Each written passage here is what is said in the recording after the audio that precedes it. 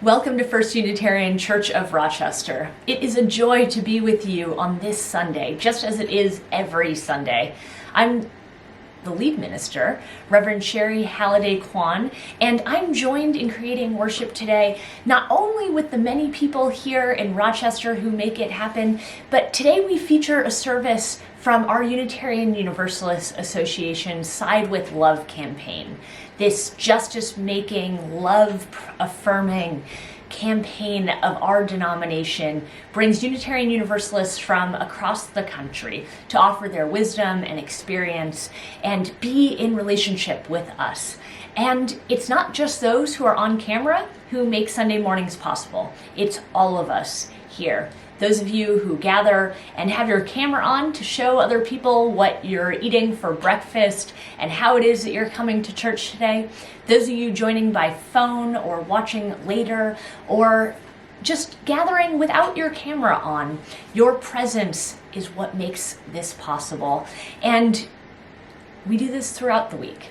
We gather together to pursue and promote our mission here at First Unitarian, to listen deeply to others and ourselves, to open to wonder and transformation, and to serve together with love and humility. It is so good to be with all of you. Let's settle in for a great worship service.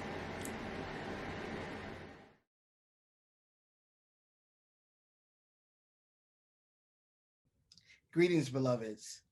It is from a deep place of love and thankfulness that I welcome you to our 2021 Side with Love Sunday. This is our 12th annual Side with Love or Season of Love celebration. And without you, each of you choosing love over and over and over again, we would not be the faith tradition that we are, and we wouldn't be in this moment.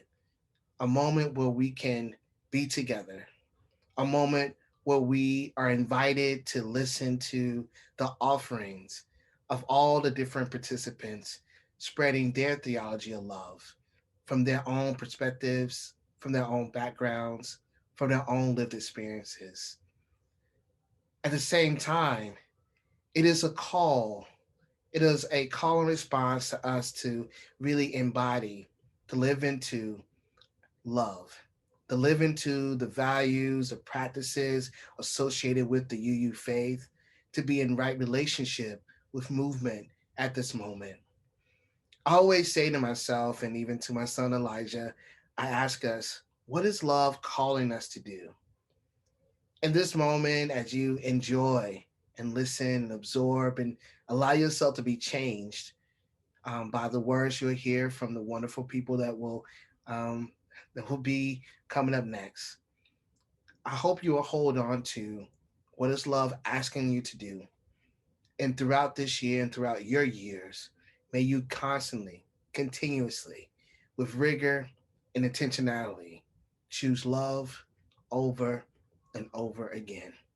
Welcome, beloveds. Thank you. Thank you for your time. And thank you for being you.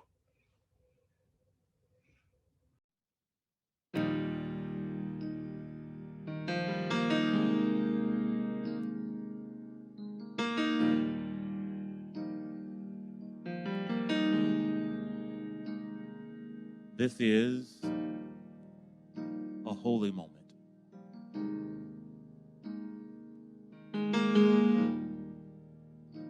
When we're gathered together, it is a special and unique moment with hearts together. Oh, oh, oh, oh.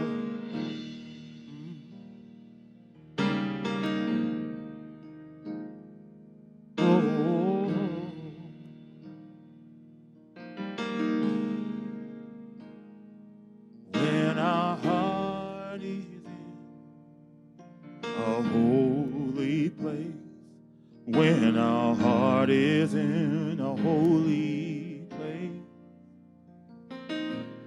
we are blessed with love and amazing grace. our heart is in a holy place. Sing it with us, would you? When our heart is in a holy place. When our heart is in a holy place. We are blessed with love and amazing. Our heart is in a holy place. Rick, would you sing that verse for us? When we trust the wisdom in each of us, every color, every creed and kind. When we see our faces in each other's eyes, then our heart is in a holy place. Everybody sing when our heart is in a holy place. When our heart is in a holy place. We are blessed with love. Can you feel it? And amazing grace. When our heart is in a holy place. When our heart is in a holy place. When our heart is in a holy place. Holy place. We are blessed with love and amazing grace.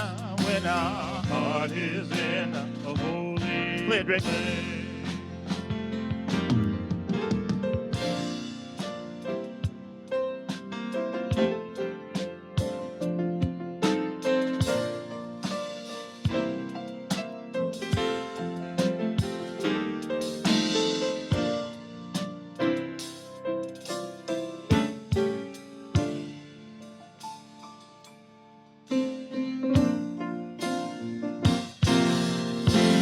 When our heart is in, when our heart is in a holy reach out and touch somebody if you can. When our heart is in a holy place. Let him know that your heart is with him.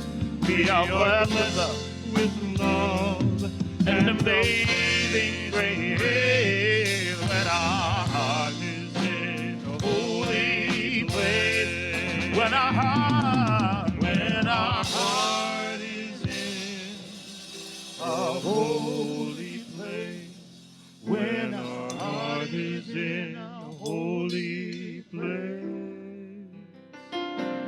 We are blessed with love and amazing grace. When our heart is in holy place.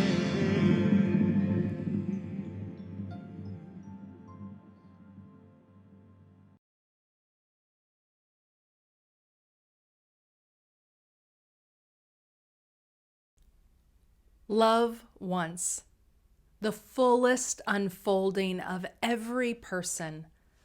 Love wants everyone to be free, to feel safe, to know joy. To me, love is an overflowing and unconditional love for the world and for creation and for one another. That spiritual foundation of love calls us to the policies and the practices that we need to sustain and nurture life, thriving life. Love means thinking about how we enact policies that make people's lives better. If we're talking about racial justice, love is acknowledging that there has been wrong, that there has been harm, and that whether you participated in it or not, you're benefiting from the inequitable results of that harm. What if love means letting go of what we think we know and being curious about what more there is to learn? What if love was not a commodity, that could be bought and sold. Sometimes love isn't waiting for the other to come to us so that we can become agents of welcome, but rather us moving into the world to engage with others in their spaces, on their terms. Love asks for the release of all assumptions about who wants to be part of Unitarian Universalism. Love asserts that each of us matters and is worthy. Love knows our life-saving, life-giving faith must be available to every person who needs it. If you have a chalice at home, would you please light it in honor and in celebration of overflowing and liberating love?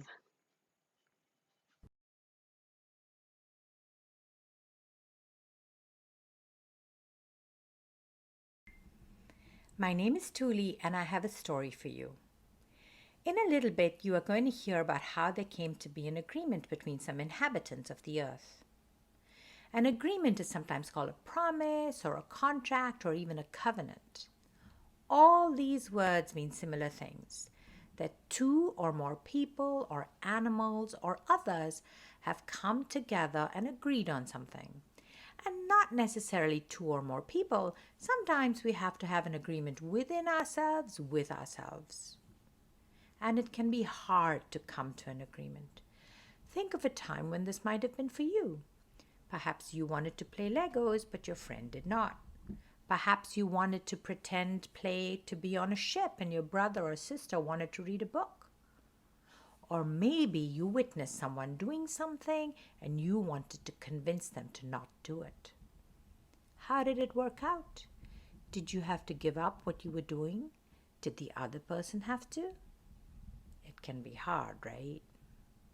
Sometimes even after we have reached an agreement and decided how to work or play together, it might not be carried out and more disagreement might arise. And we might feel very hurt and upset. Can you think of a time when that happened to you? Someone agreed to do something and then couldn't do it. Or you were promised something and then the promise was broken. How did that feel? We are all going to make mistakes and break promises, even though we might have tried very hard not to. What makes this even more complicated is that there might be another person who is hurt by what we decide or agree to. We might not even see them or know that they are being affected. As Unitarian Universalists, it's important for us to try again and again to come to new agreements and to understand how we were hurt or might have hurt someone else. We might even carry our hurt with us for a long time, and we might have to be open to hearing that we have caused hurt, even though we didn't mean to. But we can try to work hard to repair the damage that might have been done, either to us or by us. In fact, this is an obligation, something we have to try to do. Sometimes this can be tiring and take a really long time, and we might have to give up something or have the other person give up something. We can make new agreements and begin anew. As you listen to what's coming up, think about what each of the creatures had to do to come to this new agreement. The Agreement by Barry Lopez. One time, before there were any people walking around this valley, there were bear people. There were also salmon people. The bear people had an agreement with the salmon people. The salmon would come upriver every fall, and the bear would acknowledge this and take what they needed.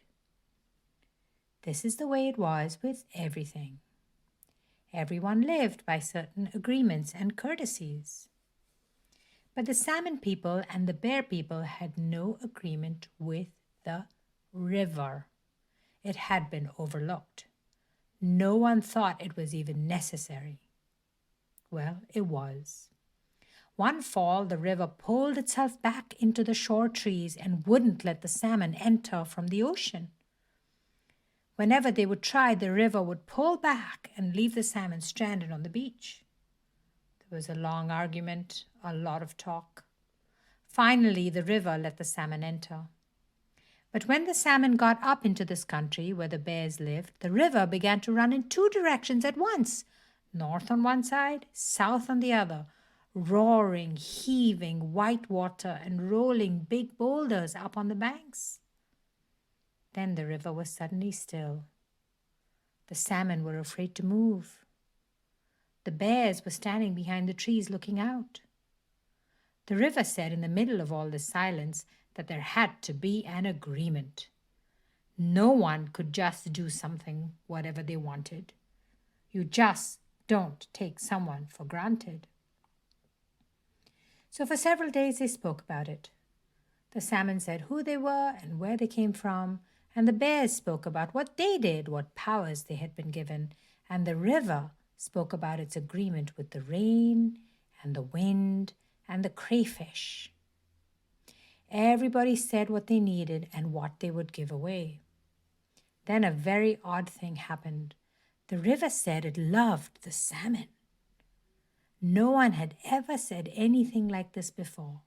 No one had taken this chance. It was an honesty that pleased everyone.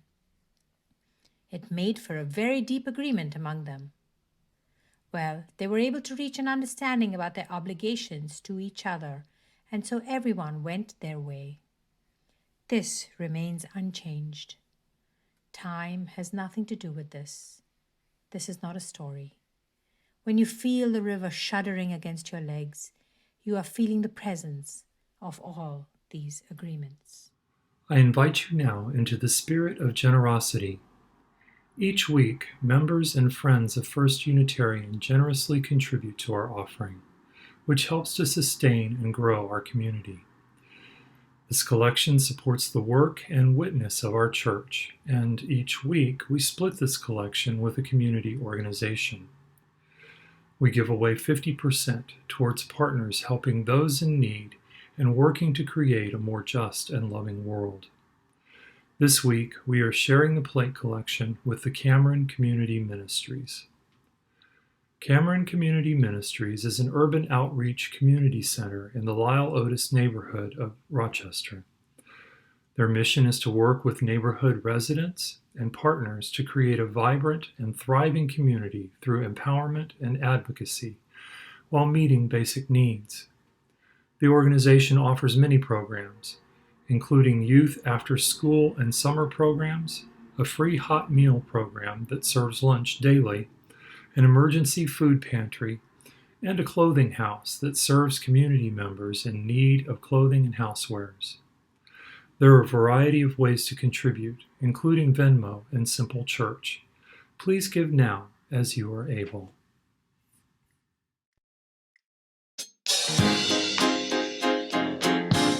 All right, everybody. Please rise and body your spirit as you're able. It's time for the love train. Everybody, put your hands together. Or just move from side to side as you're able. Yeah, it's all in love.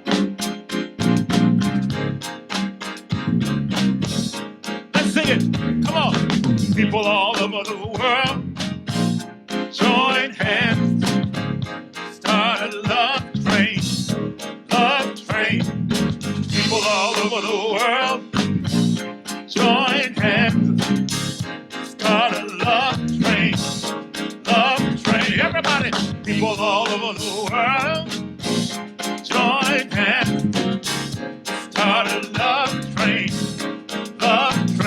Yeah, people all over the world, join hands, start a love train. Come on, Matt, love train. Everybody, people all over the world, put your hands, come on.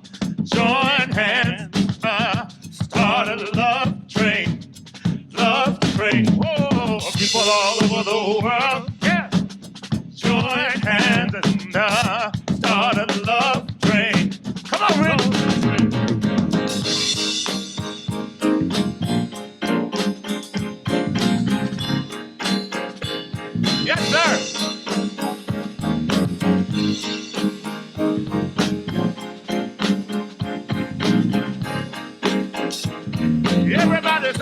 Everybody say, people all over the world, oh, join hands, love all over the world.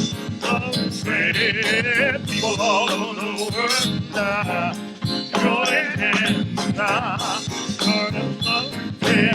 One more time. People all over the world, join hands, start a love train. Love train, people all over the world, join hands, start a love train, love train.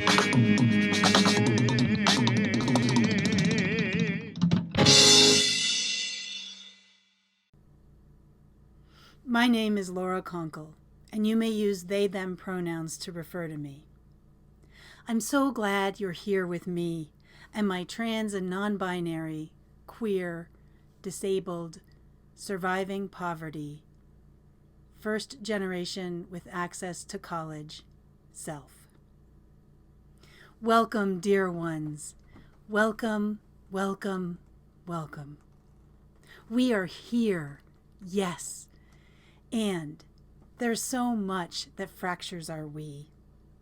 In Unitarian Universalism, our assumptions about each other so often fracture our sense of we. I wish for us to love on and heal our we. And so, I want to talk to all of my disabled UU siblings, my trans and non-binary UU siblings, and my UU siblings who are surviving poverty. My world makes so much more sense when I'm with y'all. The gaslighting and rejection and weirdness of the great wide world, and yes, of many Unitarian Universalist gatherings, can lessen and become background noise to our vibrant, honest, and passionate conversations. When we're together, I can slow down and relax. I can work with y'all to make sure more folks are included. And that means me too. I want you to know how much I love your ways of being. I love your being. I love how you use your imagination to discover and create ways to survive. And I wish with all my heart and soul you didn't have to. We are trans and non-binary and disabled and surviving poverty. And we know we need to navigate a dominant culture that is more toxic to us than anything else. We know we must build community and culture that values our lived experiences and nurtures our survival.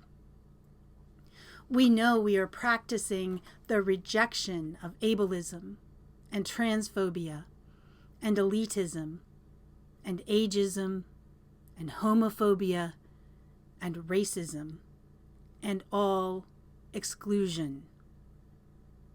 Oh, and I love how we already know that inclusion means all of us, and hospitality means honoring folks as their full selves. We know we need disability justice, queer theology, funding of expenses, access accommodations, inclusive language, scholarships, plain language explanations, gender-neutral bathrooms, childcare, and all the things that can make it possible for us to be safe and well, loved, and held sacred within Unitarian Universalism writ large. I wish that every event that is planned moving forward is planned with us in mind and considering what we need. I wish that more and more reflections, sermons, and sacred texts include us and our wisdom, and in all the ways that you engage Unitarian Universalism. I wish that you will find folks who understand that you are worthy and you matter, and who choose to include you. Our collective spiritual growth and resilience are important not just to us, but to all Unitarian Universalists. So now, I want to talk to all Unitarian Universalists. I want us all together to build our resistance to the many assumptions folks make about who is in the room, who is at the table, and who is in Unitarian Universalist spaces, online and otherwise. I pray that each of us decides to begin to heal our we. I pray that we cast off assumptions and choose to build a Unitarian Universalism that holds each and every person sacred and worthy of hospitality and inclusion. May we know our potential for love and beauty. We are love and beauty.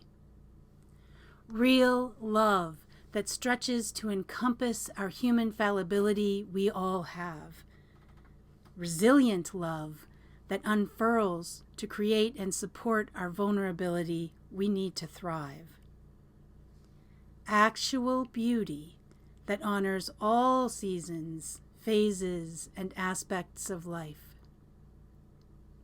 Fierce love and fierce beauty.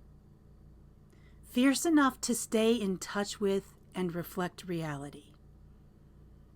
We are beautiful, smart, and strong. We are fallible, whole, and vulnerable. We are right here, right now. We matter. So may it be for you. So may it be for me. So may it be for all of us.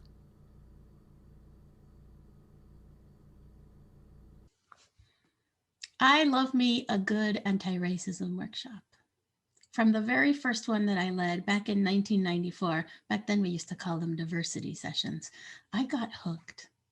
I found it was so powerful, so exciting to help a group of people engage in conversations about their social location, their commitment to change, their desire for justice. It was really, really amazing, and an early formational experience that led me down this vocational path. It's also true that it wasn't until I came to Unitarian Universalism that I found my true home in doing this work. Because before that, I used to do this work in academia and in nonprofit spaces, and it was much more of a brainy, heady thing. It was about the ideas and the sociology, which of course is very important and it's central to the work. But once I discovered the possibility of having these conversations as faith formation, everything shifted for me. It was so powerful to be in a covenantal space where we already agree to be in right relationship with each other and to be loving with each other and to return to right relationship. And in that container, to start understanding how our anti-racism work and our focus on anti-oppression and justice helps us shift our own meaning making and our understanding of our location in the world, like really deep theological questions about where do I belong and what are my values and principles and what are my responsibilities. These questions engaged in a faith context are completely different. It's a complete game changer, and I really appreciated that. Now, it's true that I really enjoy designing a good workshop, having an arc, knowing what's going to happen, planning for things, and then having them occur the way that I planned. I mean, that's very satisfying. Yes, as a facilitator, it is one of my favorite things. And I am discovering that the most powerful learning actually occurs when we go off the agenda. When we go off the agenda, it's usually because something has happened in the room and we need to attend to something that shifted. So it could be that someone says something that's like a microaggression. It could be that the learning in the room requires us to pivot. The questions that are coming up are not following the original plan. But ultimately, what's exciting about that is that we are responding to the embodied learned experience in that moment. We are responding to the people in the room and to the actual moment. That's something that Elandria taught me, and I want to lift E's name up. I miss you, Elandria. Embodied learning and focusing on how we do it and why we do it in the moment makes all the difference. It's praxis. It's different than just this theoretical understanding of the concepts of racism and race and white supremacy culture and all this other stuff. It's also true that when we interrupt the process and we attend to what's happening in the room, it's important to center the person who may have been harmed. And usually the person who has been harmed is a person with a marginalized identity. And that is valuable to remember as a principle in our work. We center the folks who have the lived experience and who in the moment have something to offer through their experience and through the moment. Doesn't mean that we put people of color and people with marginalized identities on pedestals as educators and experts. It means that we respond in the moment to what's happening. We use the holy muscle of interruption to trust that being with each other in real time is the most important learning. Understanding how power is playing in the room in that moment is one of the most important ways that we can actually decenter the traditional ways of doing things. Because otherwise, in our own educational settings, we still have white supremacy culture dominating and running us. And that's what we are trying to decenter. So I lift up a prayer for all of you who are engaged in this important work of keeping it real, of keeping connected to each other and saying what's true in the moment. May we continue to strengthen that muscle. May we continue to trust that truth-telling and speaking truth to power is one of the ways that we do this liberation work. May it be so, and amen.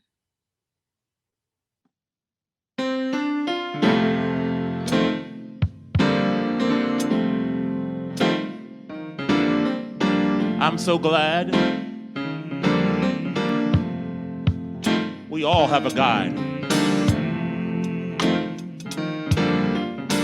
And that guide is love. Look over and tell somebody near you, that guide is love. Yeah.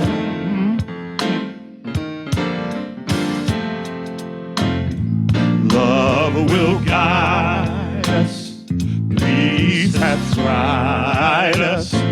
Hope inside us will lead the way on the road from grief to giving. Love will guide us through the hard. If you cannot sing like angels, if you cannot sing like angels, if you cannot speak before thousands, you can give from, from deep within you. You can change the world with your love. Love will guide us. Love will guide us. Peace hath tried us. Hope inside us. Hope inside us. We'll lead the way on the road from grief to giving. Love will guide us. I just want you to moan right now. Come on, everybody, come on.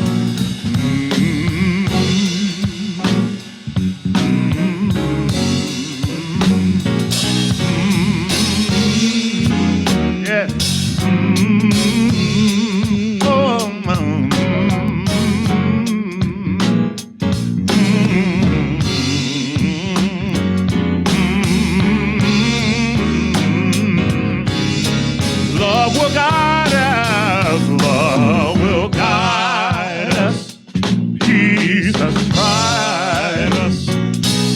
hope inside us will lead the way on the road from free to giving.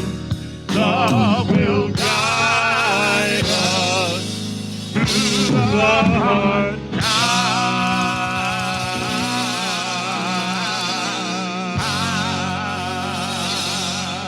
Yeah.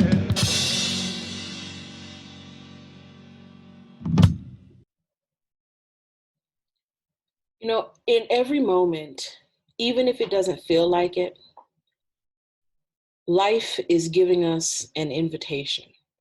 I really believe that. I really believe that in every moment, life is giving us an invitation to do the things that are the most loving and life affirming.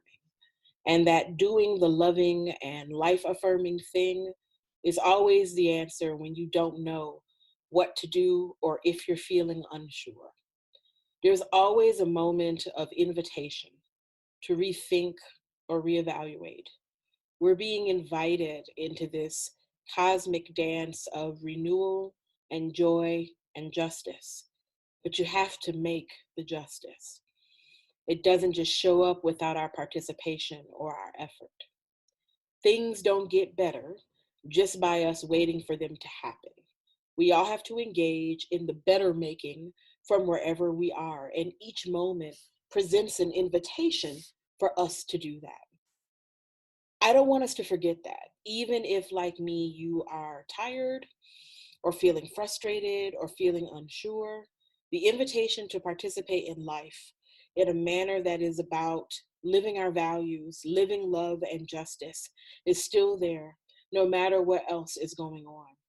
Ask yourself, what's the most loving, life-affirming thing that I can do in this moment for myself or for other people? Sometimes it's get some rest. Sometimes it's apologize for something you've done. Sometimes it's reconsider how you're using your money or other resources in the broader world. To me, if we're talking about race and justice, love is about acknowledging that there has been wrong, that there has been harm perpetrated, and that whether you personally feel like you participated in it or not, you are likely benefiting from the inequitable results of that harm. Even if you are a person who wants to say, well, I didn't participate in making things this way, if you are benefiting from the ill-gotten gains, then you have some responsibility to make things right, especially if you then turn around and say that you believe in justice and equity.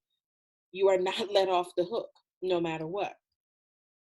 When we have broader conversations about reparations or what it looks like to repair, particularly the harms that have been done to Indigenous communities, Black communities, other communities of color, I believe that love means thinking about the resources that enable life.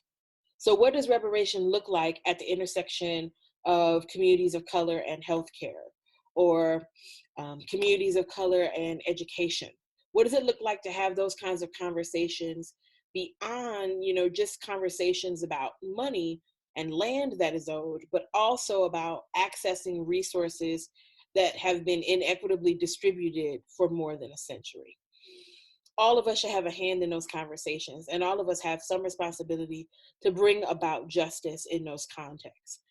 Plainly, if you're not going to do that work, if you're not going to be committed to thinking about that and how you can serve in that work, then to me, it obfuscates the mandate of what it means to be Unitarian Universalist. Because ours is a faith that calls us to do things. Being Unitarian Universalist in part means maybe you don't pray the way I pray. Maybe you don't pray at all. But how do we live together in equitable community, despite what I might think about God or what you might think about God? This is a faith that calls us to commit to the work of making justice. This is a faith that calls us to think about what it means not to believe the same, but to live together in beloved community, despite our own discrete perspectives about spirituality or the afterlife. That is a part of the call, the mandate of what it is to be Unitarian Universalist, to figure out how we live together in loving, equitable, just relationship with each other. I believe that the proof of our faith is the extent to which we do that. The proof of our faith is not in some confession that we make. The proof of our faith is not in some words that we say. The essence of our endeavor, the proof of what we believe, is in how we do the work of bringing about love, justice, and community. As Unitarian Universalists, I think we've given up perhaps too quickly on notions of salvation. If we think about the notion of being saved from harm, I don't know that it's actually possible to have personal salvation beyond the community. There's no way for you to have salvation and some kind of perfect, flourishing life outcome while everything around you is suffering and burning, because we're all connected. We are. If COVID hasn't reaffirmed in your mind that we're all connected, I really don't know what to tell you. Here we are right now, suffering through a global pandemic together. People are passing a deadly virus to each other through our breath that we can't see. That's a metaphor for us all being connected, if I've ever heard one. I think it's something that we would do well to think about and remember. Our salvation is intimately tied up in each other's ability to see other people as worthwhile. All human beings as valuable and possessing dignity. All life is having value and possessing dignity. Now, that's not the same as liking me. This is not, I need you to like me. This is not, I need us to be best friends so that we can go to the shopping mall together. This is understand that I have as much of a right to human thriving and flourishing as anybody else, and that I have as much to offer as anyone else. And so do you. How do we create a context where all of that is possible, where all that human thriving and life is possible? That's going to require sacrifice and time and deep listening and nuance. But that's what being a Unitarian Universalist requires. Other faith traditions ask for other things. This is what Unitarian Universalism asks of us. This is what we signed up for. And to me, this is serious. The call of our faith is critical right now. Ours is not a faith of anything goes. When I hear people say, I'm a UU because I can believe whatever I want, that's actually the furthest thing from the truth. It's time to lean into whether or not we really believe it. Or are we just saying it to give ourselves the illusion of faith community? So we can feel like we have some kind of faith tradition. Do we really believe in the values of our faith enough to enact them in the larger world in a manner that is bold and clear and unequivocal? People need to know, especially in this moment, what our commitments are. And if we're going to say that we are a faith that is committed to justice, equity, and compassion in human relations, we have to actually do that. It's not just about saying the thing, we have to do the thing. Frankly, I'd feel better if we did less saying and more doing.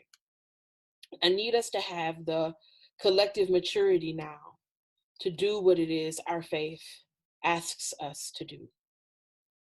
Amen. Amen. Ashe. Love is asking something of us. And Unitarian Universalism is demanding something of us. It can be a lot to take the thoughts that are moving through our mind and to let them trickle down and integrate into our hearts, into our spirits. Let's go there now. Our worship service is shifting into a time of devotion and contemplation, where we can be alone with ourselves, with the breath, and with that which is larger than us.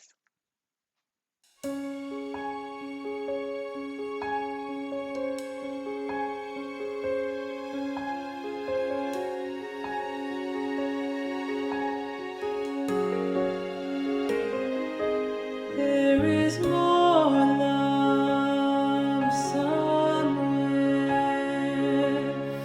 There is more love somewhere. I'm gonna keep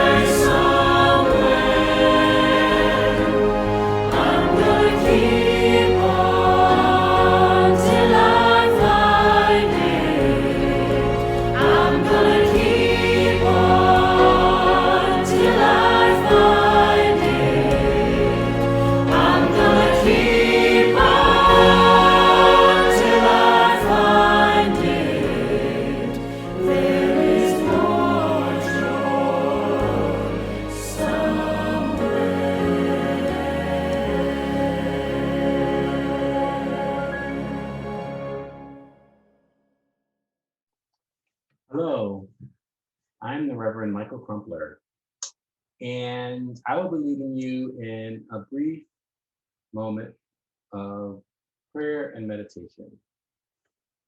So let's begin by ensuring that you are comfortable and relaxed wherever you are, whether at your desk or on your couch or on the floor. If you would just, relax your shoulders, breathe in, breathe out, loosen your jaw.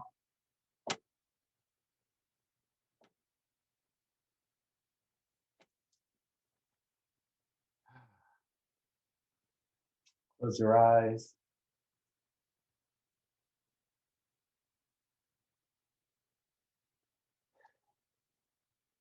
And think about all that you are experiencing in the world.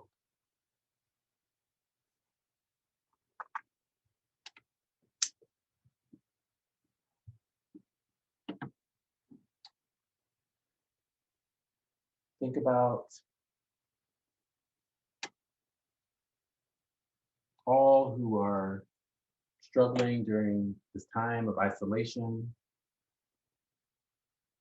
as we continue to grapple with the COVID-19 pandemic. Think of all those who have lost loved ones and all those who are still living with the side effects.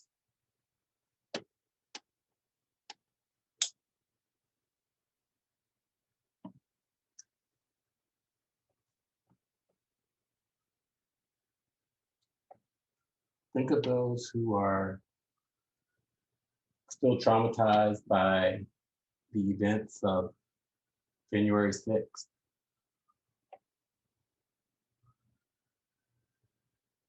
Who are seeking answers and accountability where there is none.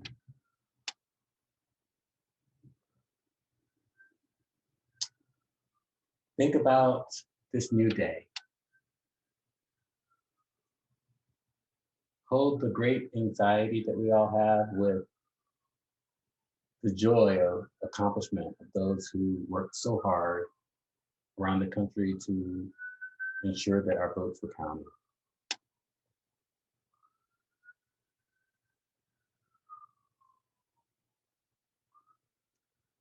Now come back to yourself and your home and your family and all that you have to do. May you be well, and may you be blessed. Amen. Ashe. May it be so. As you extinguish your chalice at home, may we give thanks for this time together, for the wisdom and inspiration that we've received. May we carry that wisdom into our lives and into our communities. May you find untapped sources of strength and courage and discover in yourself a new fire that burns in your belly and keeps you going. May the presence of Spirit be proximate, cooling, and reassuring to you when you are overheated. May we all together choose to build a Unitarian Universalism that holds each and every person sacred and worthy of hospitality and inclusion. May you be well. Beloveds, as we leave this sacred time together, let us remember to praise this gift of life, to be attentive to its wonder and its beauty. May we kindle more love, more joy, and more song into our hearts and into our days. May we be led out in peace, and may we give back love.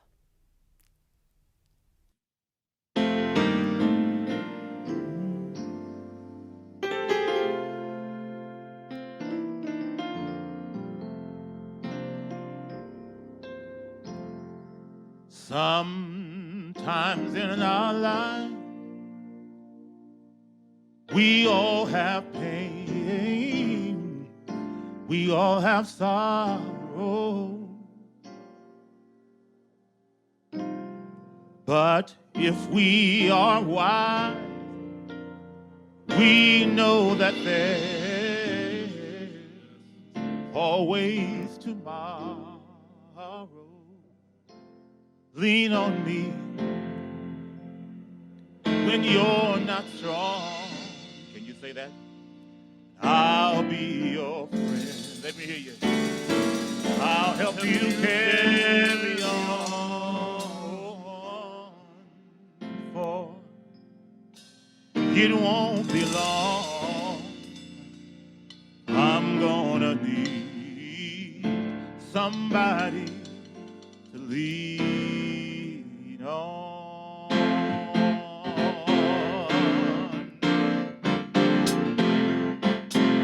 Lean on me. Lean on me when you're not strong. I'll be your friend. I'll help you carry on, for it won't be long till I'm gonna need somebody to lead. Sing it, brother Rick, come on. If there is a load you have to bear that you can't carry, well, I'm right up the road. I'll share your load if you just call me. Lean on me, yeah. Everybody. When you're not strong, I'll be your friend. I'll be your friend. Yeah, I'll help you carry on. For it won't be long till I'm gonna need somebody to lean on. All right, you just call. You just call on me, brother, when you need a hand. Yeah, we all need somebody to lean on. I just might have a problem. I might have a problem that you'll understand. We all need somebody to lean on me. Lean on me when you're not strong. Yeah, I'll be your friend. I'll help you carry on. It won't be long till I'm gonna need somebody to. All right, you just call on me, sister. You just call on me, sister. And you be a hand. We all need somebody to lead. I just might have a problem. I might have a problem that you'll understand. We all need somebody to lead. Lean on me, yeah. When you're not strong, yeah. And I'll be your friend. Everybody sing, I'll help you carry on. For it won't be long. I'm gonna need somebody to lean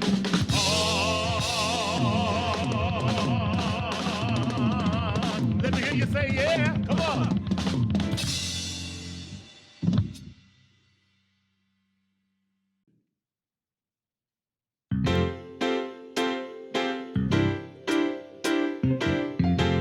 Many of you recognize it already. It is truly all we need. I want you to sing it with us. Come on. All you need is love. Yeah. All you need is love. All you need is love. Love. Love is all you need. Everybody sing. All you need is love. I love it, Rick. All you need is love. All you need is love. Love. Love is all you need. Love, love, love. Love, love, love. Love, love, love. Everybody say love, love, love. Love, love, love. Love, love. Put your